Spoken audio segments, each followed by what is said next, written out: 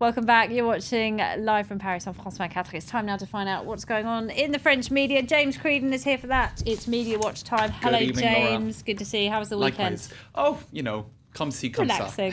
All right, now, it wasn't a good weekend for one woman. Her name is Ségolène Royal. She didn't win her seat in La Rochelle, and she was battling this dissident, wasn't she, that we were talking about all last week. The dissident who won the support... Oh, it's very complicated. It is very complicated. François Hollande's current girlfriend, Valérie Trierweiler, who doesn't like Ségolène Royal because she's François Hollande's ex-girlfriend, apparently. I suppose you could say it's the first family infight. And yes. So you had François Hollande, the First Lady, Ségolène Royal. Oh, Valérie Trierweiler. Easily this done. is what happens. She tweeted her support, as you said, for Ségolène Royal, former presidential candidate in 2007. Her opponent, blah, blah, blah. Anyway, it got very messy because it exposed the rivalry between François Hollande's ex-partner and his current partner.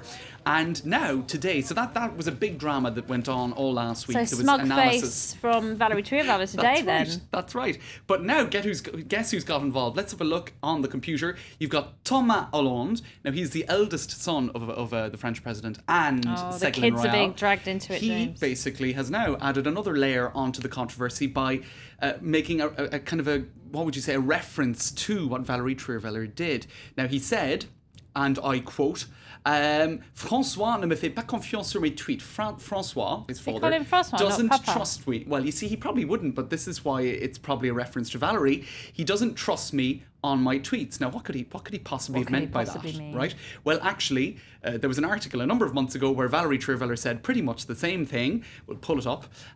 Where she spoke to a ladies' mag and she said, François ne me fait pas totalement confiance sur mes tweets. Sauf sur mes tweets. Sauf sur mes tweets. Exactly. So He trusts me, but not when it comes to tweeting. Twitter. That's right. So you have, it's exposing even more. It's the latest in this catty first family infighting about. You're going to tweets. keep this going all year, aren't you, James? It's a whole new subgenre. Now, someone's saying it wasn't the tweet that kept Ségolène Royal from winning that seat in La Rochelle. It was something else. It was the fact that French voters don't like having bigwig politicians airlifted into their communities. They like grassroots politicians. Is that right? That's exactly it. And you have an article here by Olivier Simelière, and he's saying, look, let's not be facile here. This had nothing to do with Valérie Trierweiler's tweet. The reason why Ségolène Royal didn't win in La Rochelle, it's a too easy explanation. It's down to people being what the French call parachuted in, parachutisme, and there's loads of other examples of because she doesn't have any roots in this constituency. You had Claude Guéant, Minister of the Interior. Yeah. Same thing happened to him in a constituency just outside of Paris. Jacques Lang, former culture minister, same thing happened to him. Parachuted into a constituency in the east of France, and it didn't work out. He didn't get elected. And you have people tweeting about that, saying, jokingly, this is a well-known Twitter user in France, oh, parachuting accident in the Vosges, that was Jacques Lang's constituency, 1 dead.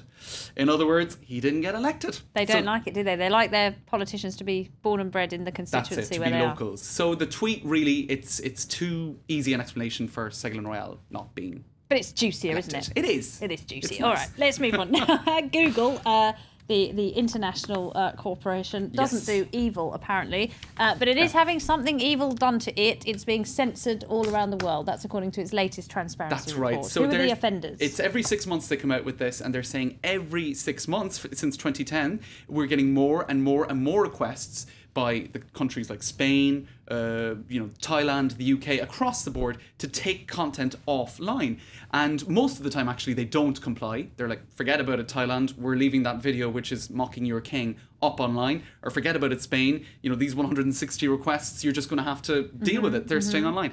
Canada made a request whereby a video that was put online showing somebody urinating on the Canadian passport and then flushing it down the toilet. Not very nationalistic. They were asked to take that down and they left it up. So it's an interesting dynamic where Google has an awful lot of power nowadays over the nation state. The nation state is kind of begging to Google, saying, hey, can you help us out? Can you help us protect the image of our nation? And Google really has an awful lot of power. So they're saying, look, transparency, these sort of things should stay online. But the irony is Google itself is not exactly exemplary when it comes to, protecting privacy. I suppose there's this whole notion of transparency versus privacy. Ah, yes, this is about these 3D images. That's right. They're kind of going too far in the other direction. Okay, the transparency to the point where you can see people sunbathing on their rooftop, you know? So it's the kind of latest generation of Google Maps, if you like, where you can zoom into such an extent. This is a photo in New York City. Let's have a look at it.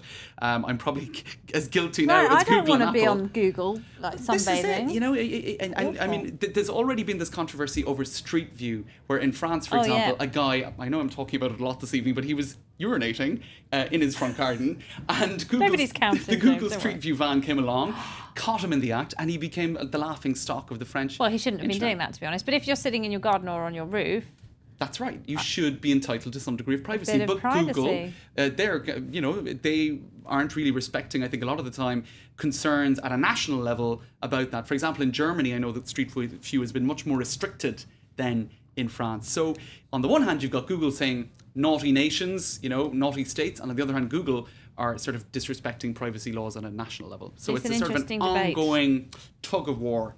Okay, good stuff. All right, James Greenham, we'll have to leave it there. Many thanks indeed. Thanks, Laura. Now, it's time for web news, and stories doing the rounds tonight include a Scottish schoolgirl who's fighting back after authorities tried to stop her taking photographs of her somewhat lacklustre school dinners. Take a look.